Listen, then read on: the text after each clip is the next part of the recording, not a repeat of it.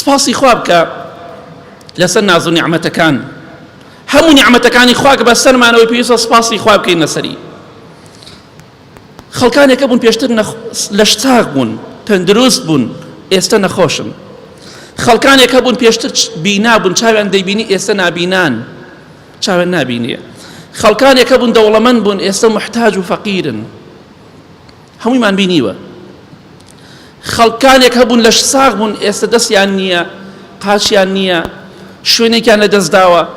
سپاسی خوا بکە خەڵکی وایە 20 ساڵ 25 ساڵ دەستی نەبردو بۆ دەمینانێ بخوا دەستی نییە یا دەستی ئیش ناکە. ئایا بیرمان لەم نیعمەتانە کردووەتەوە؟ چەند جار باسم کردووە پیاوێکەی خوای گەورە شیفای بدە دەست و قاچ و شتی ئیش ناکە بەسەری ئیشەکە یا ڕەبی خوایە شیفای بدەی بۆ خاتی عەظەمەت و گەورەی خۆت. بەڵام بەقەت هەومان سپاسی خواکە زۆر زیاتریش.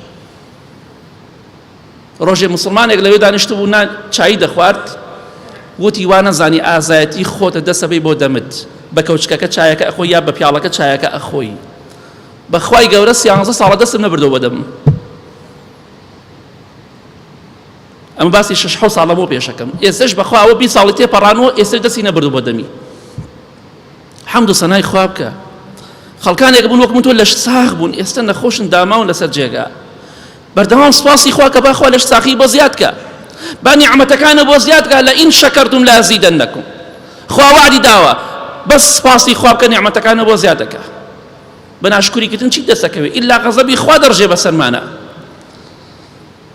کەواتە سپاسی خوا بکە لەسەر هەموو نیعمەتێک. خەڵکە بوو پێشتر ئیماندار بووی سە بێباوەڕ و ملحید و کافر و بێدینە. حەمد و سەنای خوا بکە ئیمانەکەت ماوە. حەمد و سەنای خوا بکە لەسەر هەموو نیعمەتێک وما بكم من نعمة فمن الله. خوا دەفەرمی هەرچی نیعمەتەیە هی ئێوە هەمووی لایەنی خواوە پێتان بەخشراوە. ئازادی و قارەمانی و جوامێری و پاڵەوانی تۆی تیان نییە. بۆیە سپاسی خوا بکە با خوا نیعمەتەکانت بۆ بهێڵێتەوە.